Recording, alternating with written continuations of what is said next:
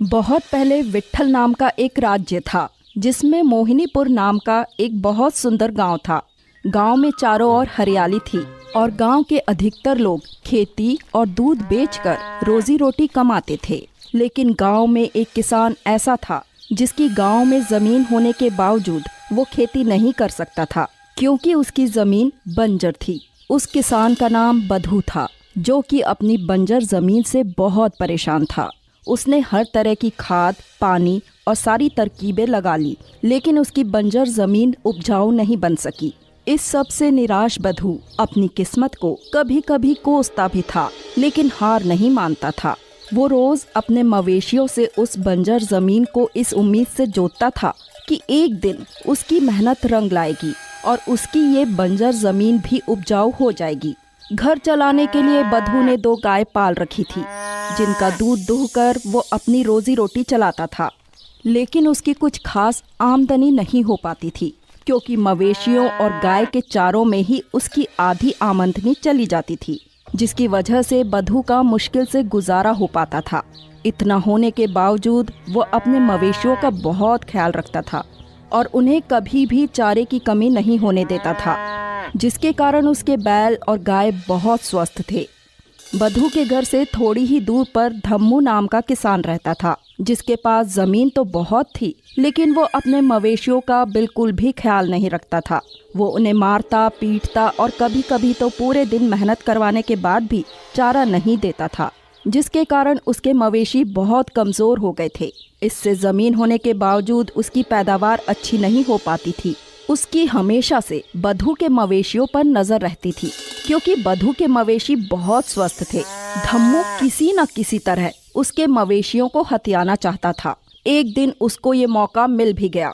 बधू की आमदनी ज्यादा नहीं थी और महंगाई बढ़ने के साथ ही उसके लिए 2 गायों और 2 बैलों को रखना मुश्किल होता जा रहा था। गाय तो उसकी आमदनी का जरिया थी, लेकिन बैलों को वो बेचना चाहता था क्योंकि उसकी उनसे कोई आमदनी नहीं हो रही थी, बल्कि उन पे चारा पानी खर्च ही हो रहा था।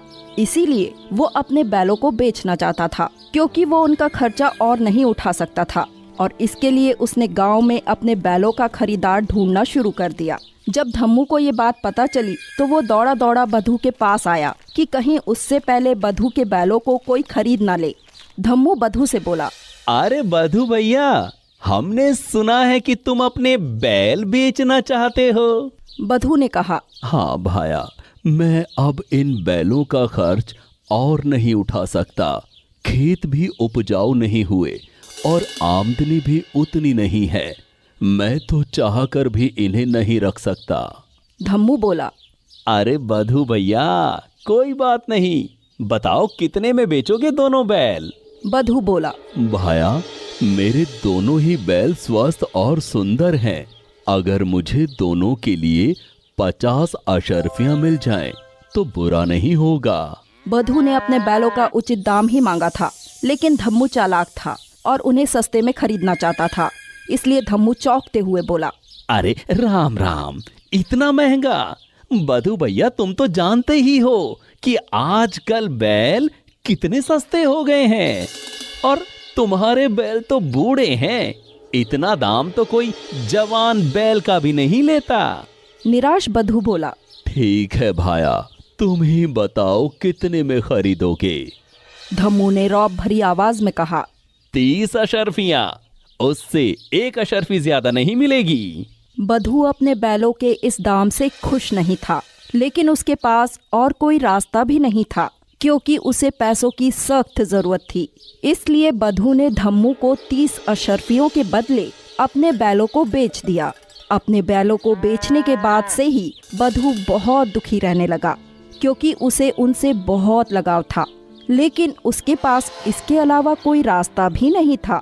एक दिन बधू जब अपनी गायों का दूध बेचकर शाम को वापस आया तो उसने देखा कि उसके घर के बाहर एक बैल खड़ा था। दिखने में वो बैल बहुत स्वस्थ और अच्छी नस्ल का लग रहा था।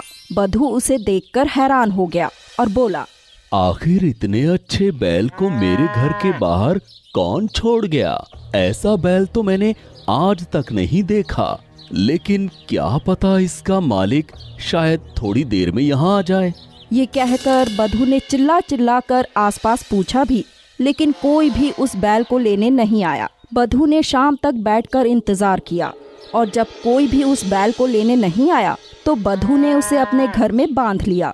अगले दिन सुबह सुबह बधू उस बैल को लेकर अपने खेत पर ले गया और उसकी पीठ पर हल लाद कर खेत जोतने लगा। जैसे ही बधू ने बैल से खेत जुतवाना शुरू किया, उसे अपनी आंखों पर विश्वास नहीं हुआ। जहाँ जहाँ वो बैल जोतता जा रहा था, वहाँ वहाँ जमीन पर पौधे उगते जा रहे थे। बधू तो ये देखकर हैरान था कि जिस जमीन पर आज तक घास तक नहीं उगी, उस पर पौधे सिर्फ एक बैल के पैर रखने से उग रहे हैं।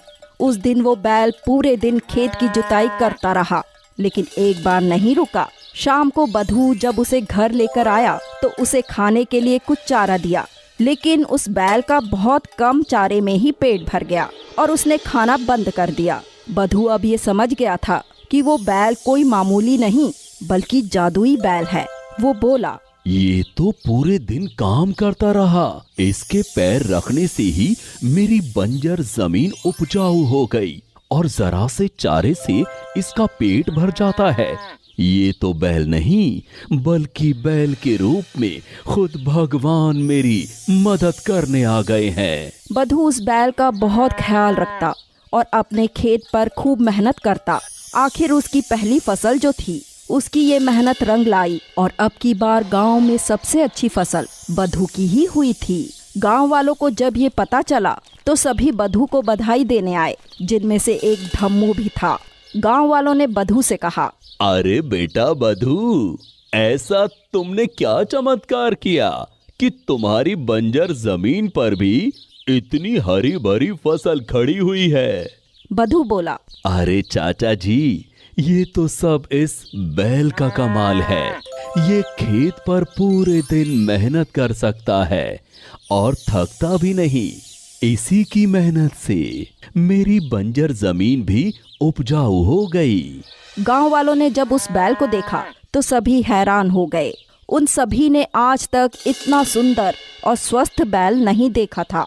धम्मू को वो बैल फूटी आंख नहीं सुहा रहा था, क्योंकि सबसे ज्यादा जमीन होने के बावजूद उसकी फसल अच्छी नहीं हो रही थी और बधू की तो बंजर जमीन से इतनी अच्छी फसल हुई, लेकिन धम्मू कुछ कर भी नहीं सकता था। धम्मू और गांव वाले फिर अपने घर लौट आए। धीरे धीरे बधू की कमाई बढ़ने लगी और अब हर साल सबसे अच्छी फसल बधू की ही होती थी।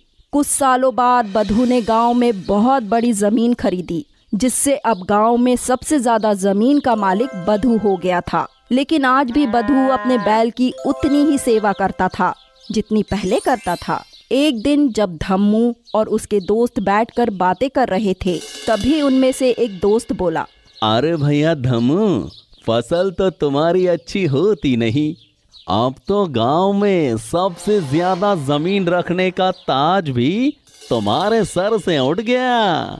ये कहकर धम्मू के सारे दोस्त हंसने लगे।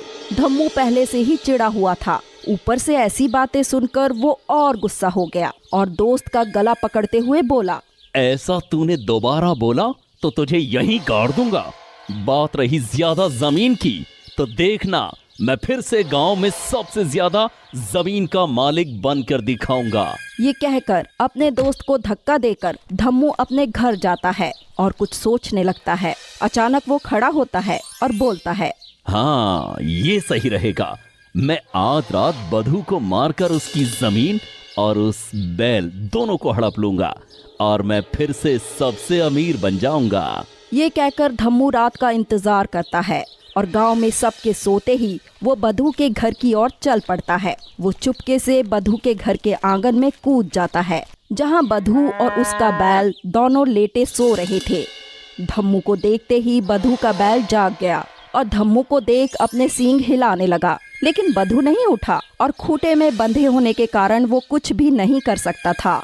यहाँ धम्मू चाकू निकालकर बधू पर हमला करने के लिए दौड़ा कि तभी बैल इतना तेज चिल्लाया कि बधू उठ गया, लेकिन जब तक वो उठता तब तक धम्मू ने उसके हाथ पर चाकू मार दिया जिससे वो घायल हो गया। बधू को ऐसे देख बैल इतनी तेज दौड़ा कि उसने खूंटा उखाड़ दिया और धम्मू को इतनी जोर से सींग मारे कि वो उछलकर आंगन के दूसरे कोने में जाके गिरा। इतना हो हल्ला होने से आसपास के गांव वाले बधू के घर आ गए और उन्होंने धम्मू को पकड़ लिया और उसे शाही सैनिकों के हवाले कर दिया, जिन्होंने उसे जेल में डाल दिया।